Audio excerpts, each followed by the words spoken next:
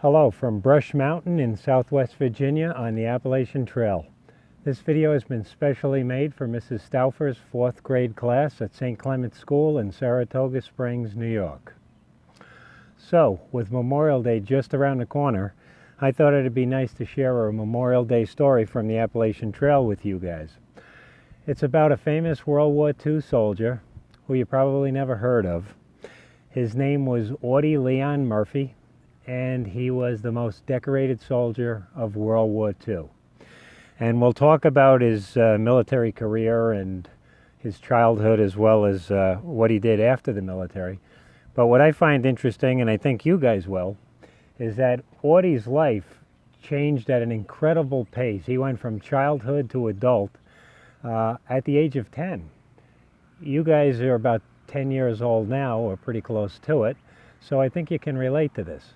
Audie was in 5th grade. Well, I won't spoil it. We'll get to the story, and then you'll see what I'm talking about. Okay, so who is Audie Murphy, and where did he come from?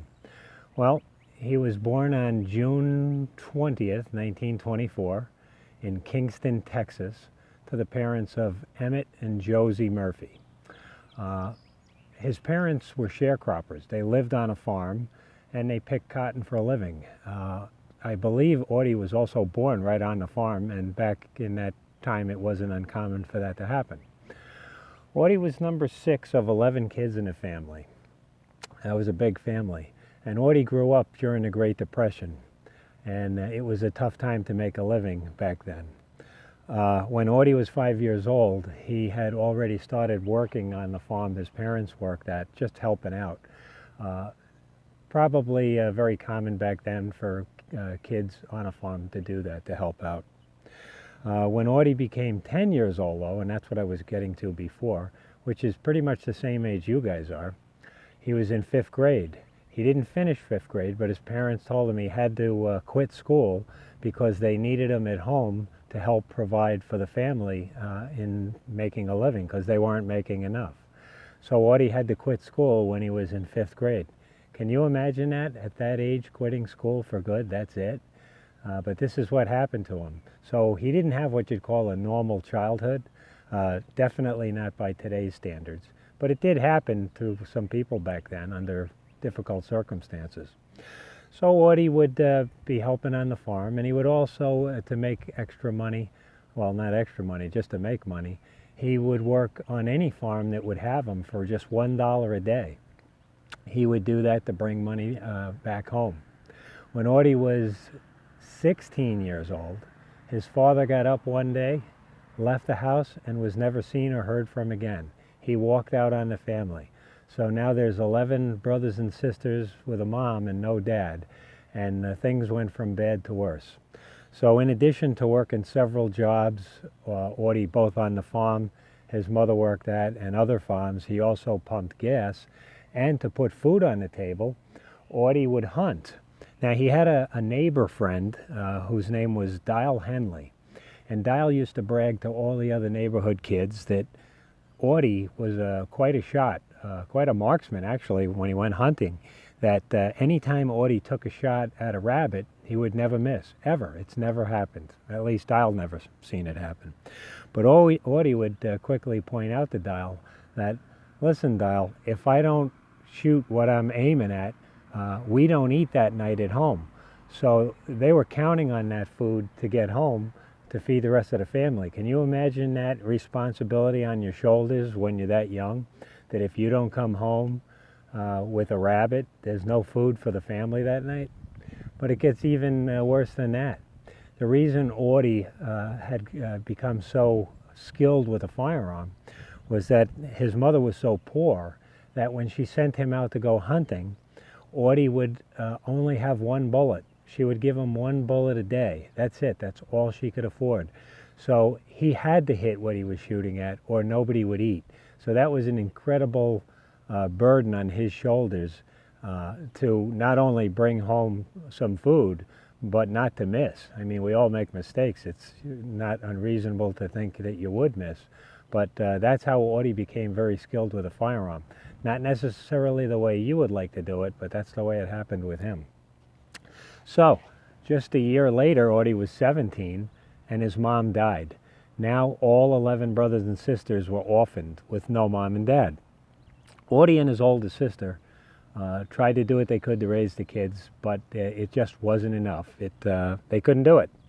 So the 3 youngest of the 11 kids ended up being placed in an orphanage because it would have been the best thing for them at the time. They just couldn't feed and take care of everyone. So that was done. Audie, he remembers stories from his uncle that he used to tell him when he was younger about World War I. His uncle was a soldier in World War I. And Audie had fond memories of those stories and always thought someday he would go in the military. Well, about this time, Pearl Harbor was attacked by the Japanese, and Audie, he thought maybe he would join the military. One, to serve his country, 2, to make his mom proud, and 3, he could certainly use the money to help feed the family, send the money back home. But there was a problem. Audie was only 17, and you had to be 18 to join the military. So with help from his sister, they changed some documents so that the documents would now say that Audie was actually 18 when he was 17. So he goes to the Marines, tries to join, and he runs into another problem. They tell him, you're too short and you're underweight. You see, Audie was only 5'5", and he weighed 110 pounds. He was very small. So he couldn't join the Marines. So next he tries the paratroopers, but the paratroopers tell him the same thing, and he can't join. So sometime later, I think he actually had finally turned 18, he attempted to join the Army, and this time he was taken in infantry. So he was on his way. He joins the Army and he goes away to training. Now this was World War II. Millions of people were losing their lives, and it was very likely he was going to end up in some kind of combat. But this is what he wanted to do, and he did it. While he was in training, he encountered some very harsh conditions, physical and demanding things he had to do. And in one circumstance, he had fainted during training, and his superior officers weren't sure he was up to the task of being in the military, and they tried to persuade him to seek a position working with a clerk in an administrative office position, or work in the bakery. If he worked in the bakery helping in the kitchen, that's something they felt he could do. He'd still be serving his country, but he wouldn't be in a combat role. But Audie wouldn't have any of that. He said he wanted to stay with the men he joined with. He liked the military, he liked the men that was around him, and he wanted to stay. So they honored the request, and he finished the training. So after basic training and advanced training, Audie's company had saw combat in North Africa. They saw combat in Sicily, Italy, and finally in Europe, in France, northeastern France. And while I could talk all day about his bravery that he demonstrated on the battlefield, there was one battle in particular that earned Audie the Congressional Medal of Honor, which is the highest award an American soldier can receive. Now, Audie in total had received 37 medals, and he received medals from the nation of Belgium and the nation of France. He also was injured 3 times during the war and had contracted malaria. But this particular battle in France was in what's called the Colmar Pocket, which was in the northeastern section of France. And the Audie and his company had to face off with Germans. The Germans wanted to move into this deeper into France, and the Americans wanted to get them out of France and be done with them.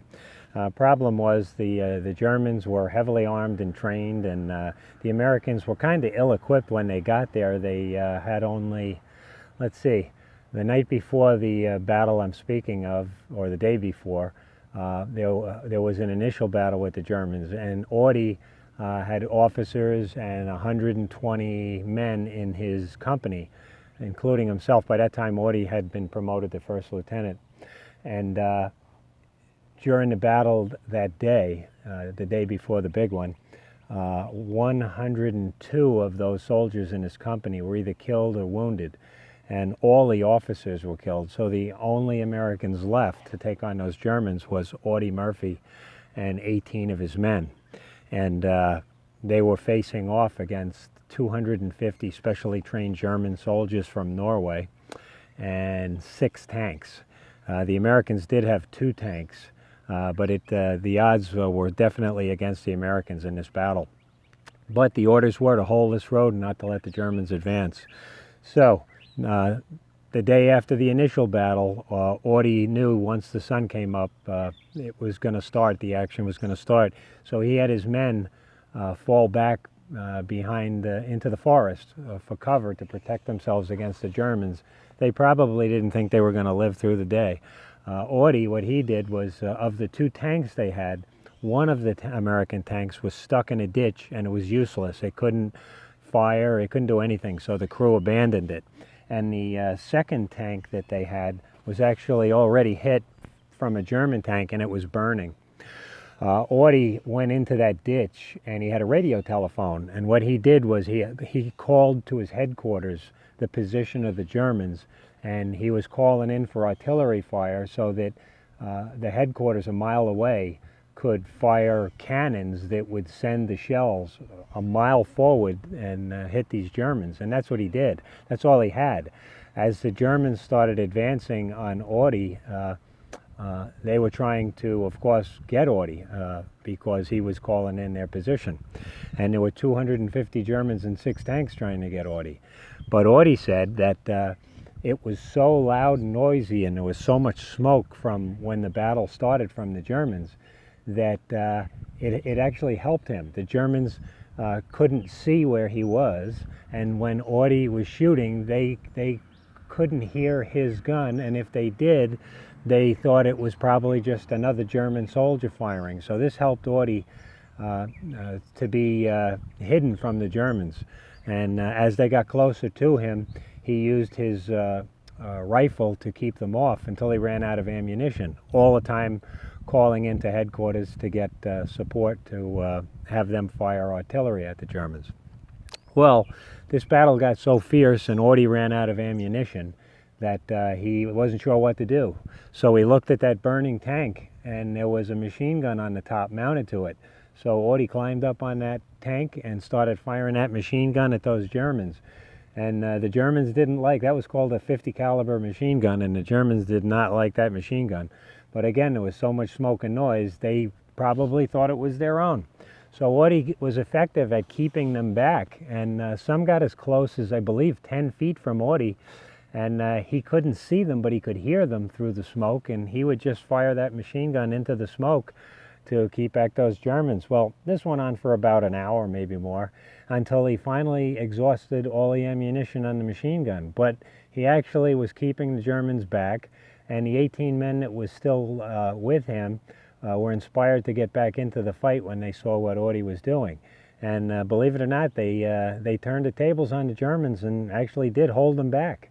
And they moved back to the positions they started that day. And I believe out of the 250, I believe Audie had killed 50 enemy troops by himself.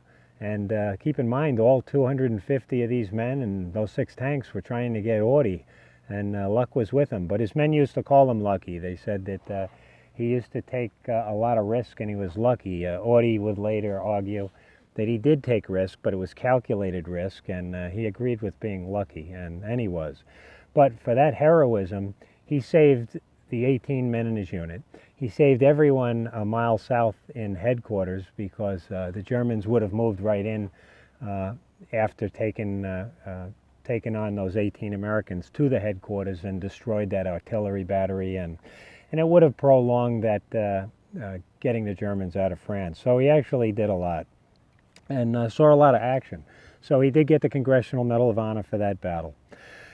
After that battle, I believe he was returned home, sent home. I think the Army felt that he had done so much at this point that it was just a matter of time before something happened to Audie, and he had done so much that they brought him back to the States. They reassigned him. He was in homecoming parades, and he was a hero in the United States, and he was a legend in his own time, and he was a real deal. Interesting thing, though, is, again, he was just 10 years old, like you guys, when he had to grow up overnight and quit school and start working. And this struggle that he had at home and, you know, hunting for food with the rifle, these were all experiences he had that built who he became later in life. And it helped him in his military career. I'm not saying you would want to go through that, but in Audie's case, it helped. It certainly did. So he comes back from the military and to a hero's welcome, as I said. And there was a famous picture taken in Life magazine. Life magazine was the big magazine at the time. And Audie was on the cover. And there was a famous Hollywood actor, James Cagney, who saw the picture. And I'll show you the picture right here now. Okay, so that's James Cagney. And he saw that picture of Audie. And here's the picture of Audie. It was a very famous picture. And he said, this guy's got star power. So James Cagney had his own production company at the time and invited Audie to come to Hollywood because he felt he could be an actor and had a great look, a young look, to be in movies. So Audie did head to Hollywood. So Audie comes back to Hollywood. While he was trying to break into acting, that didn't stop him. He didn't wait on that solely. He wanted to do some writing, so he started writing. And he published several books. One book he wrote that was published in 1949 was called To Hell and Back, which was the memoirs of his military career. And it sold pretty well. In addition to that, he was getting into acting and had some coaching done and started to become a good actor and started to star in more and more movies. He was very popular in Westerns. However, Universal Pictures, they wanted to do a movie based on his book, his 1949 book, To Hell and Back. And it was about that famous battle that he had in northeastern France. So they were looking for someone to play the part of Audie, and they had a talent search going on. And several people said, well, Audie should play the part. And Universal felt, nah, he's not good enough. We need a big name for this. And but many people insisted that Audie should do it. Well, it finally, someone convinced Universal that Audie would be the best actor for the position. Now, I remember seeing the movie when I was a kid, and it's still out there now. It's usually shown on Memorial Day or Veterans Day, To Hell and Back. It was done very well. I didn't realize when I watched it as a kid that the person playing Audie Murphy was in fact Audie Murphy. I thought that was pretty neat when I found that out, but that's who it was. So the movie became very successful. In fact, it was so successful that it was Universal Productions' most successful movie of all time at that point. In 1959 is when the movie came out. The movie remained their #1 revenue-generating movie for 20 years. The only movie to outdo it that Universal released was in 1975, and that was a movie called Jaws, which I'm sure many of you have watched.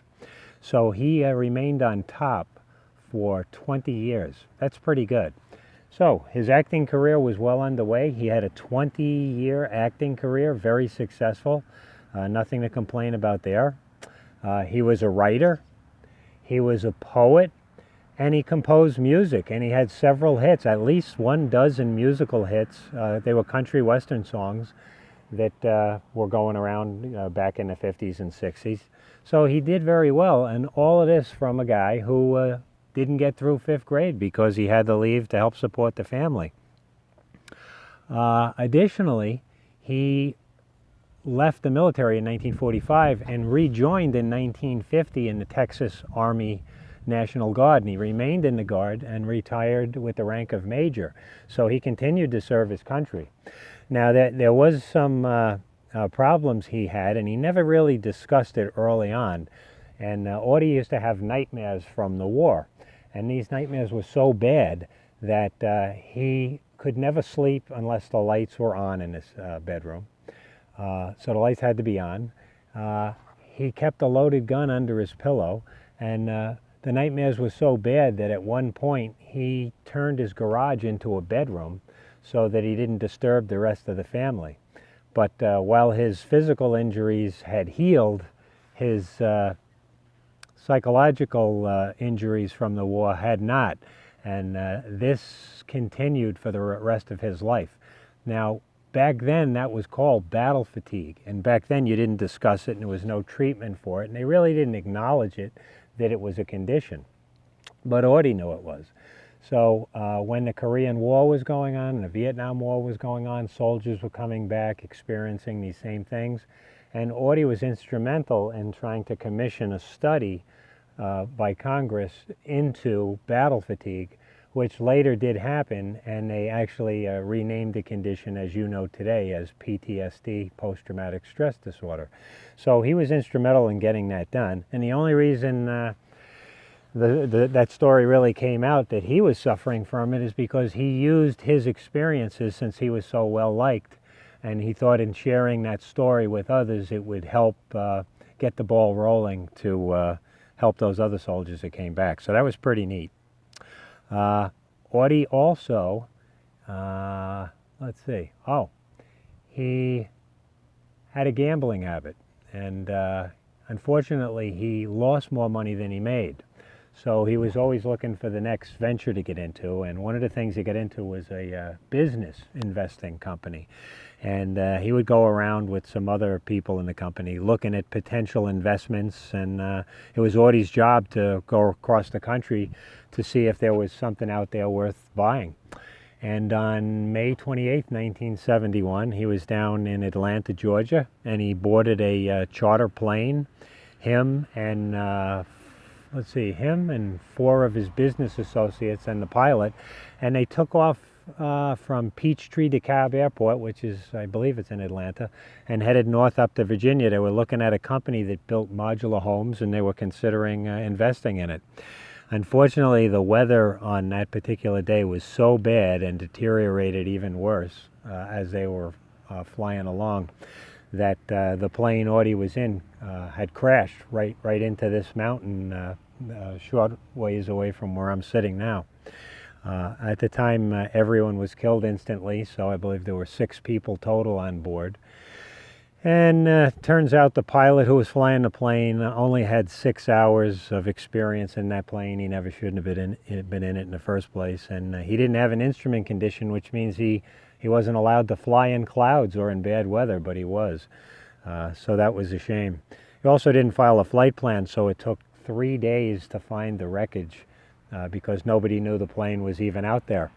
Additionally, when they did locate the wreckage and recovered Audie's body, his body was actually recovered on Memorial Day in 1971. How ironic is that?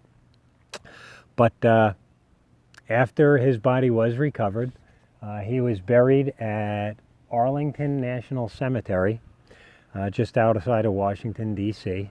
And because Audie was a Congressional Medal winner, he was entitled on his gravestone to have a gold leaf placed on the gravestone. But in his will, he asked that that leaf not be put on his gravestone because he felt he was a common soldier like every other soldier that he served with, and he didn't want to be treated any different than they were. So that was honored. Additionally, he asked that no dignitaries attend his funeral because he didn't want them to grandstand off his death. And he again felt he was no different than any other soldier, and he didn't want any special privileges that any of his buddies didn't have. So that was honored as well. It was only family and friends that showed up at Audie's funeral. It was kept small. So after Audie's death, and he was buried at Arlington, as I said, he left a legacy behind, because he did do so much for other soldiers that were suffering from PTSD, and they knew that. Additionally, he was an inspiration to millions of people around the world, that this average kid from Texas with no formal education had accomplished so much in life, and that he inspired other people to push and do as much as they could to be successful. And I think that's something you can come away from in this story, is that Audie was not a quitter, and he didn't like quitters. He was handed many different challenges, and he never complained of the situation when he was a young boy and had to quit school and work for the family.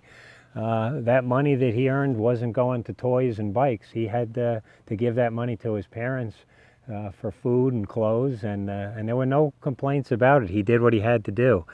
And when he was hunting for the family, he became proficient because he had to, so he learned how to do. So he had a gift of learning whatever the task at hand was, whether it be hunting, whether it be acting, poetry, book writing, songwriting.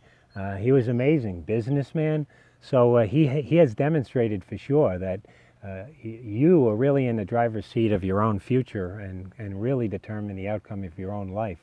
And also, I think it's fair to say that, and Audie would agree, that in life you're not defined by what happens to you. Instead, you're defined by what you do about what happens to you. That defines who you are. And Audie demonstrated in his own life that he had done so much with so little, and that's why his story is so amazing. But as I said, he went from a kid to an adult at age 10. Also, he was probably the shortest and lightest soldier in the entire United States military, and look what he did. Additionally, his military career when he was active duty during World War II, he signed up, he wasn't drafted, for 3 years, but all his medals, 37 of them, 11 of them for valor, were obtained before he was 21 years old. So age 19 and 20 is when he was in combat, and it's amazing that he did so much by that age. And he was a first lieutenant, as I said, in World War II. Most of the people that served under him were probably old enough to be his father. So he was an amazing man, and I think you can learn a lot from someone like that. Now, I said he's buried at Arlington National Cemetery, and interestingly, his gravesite is the second most visited gravesite of the entire Arlington Cemetery. There's only one other gravesite that receives more visitors each year than Audie's, and that would be former President John Fitzgerald Kennedy's gravesite. So that's pretty amazing. So a lot of people do remember Audie, still go to see his gravesite, and here on Brush Mountain there's a monument that was placed by the VFW, and I'll show you a video clip of that, where thousands of people come each year, hikers, non-hikers. The crash was right on the Appalachian Trail. A few years after the crash, they moved the trail, I think about 90 feet, because they put this monument in place with benches so people can come and reflect. But a lot of veterans, active duty, former military, come and visit his site, and they lay little stones or mementos, pictures, dog tags, things like that. And it's a place they go for healing for their own problems. But Audie served his country well. He was the real deal. He seemed to deserve everything he acquired in life. Unfortunately, he was 46 years old when he lost his life. So that's all. Now you know the story of Audie Leon Murphy. I hope you enjoyed it, and I'll leave you with a slideshow of his childhood, his military career, and his acting career. And I'll see you next time on the Appalachian Trail. So long.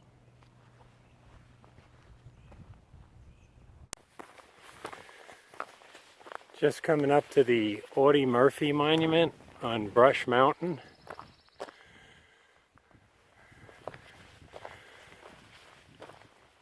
The monument was placed here in 1974 by the VFW local post in Christiansburg, Virginia. Thousands of visitors each year. Audie Murphy was the most decorated soldier of World War II. Received just about every medal that could be had. 11 of them were for valor. Received medals from France and Belgium as well. These stones here, which started at ground level, is a cairn. As visitors come, they each place a stone.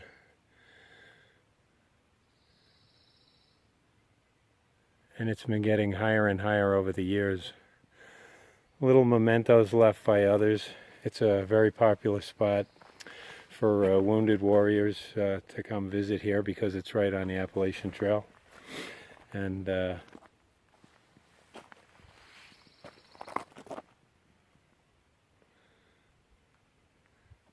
most people don't even know it's here. But in 1971, Audie was aboard a chartered plane that flew into bad weather and crashed right into this spot. The plane wasn't found for 3 days because no flight plan was filed. And the pilot who was flying the plane, although he had 6,000 hours of flight time, which is a lot, he only had 6 hours of flight time in the type of plane that he was flying that crashed into this mountain, and he had no instrument rating, and the weather that day was very hard instrument conditions, so it didn't even need to happen, like most accidents. What a shame. He was 46 years old.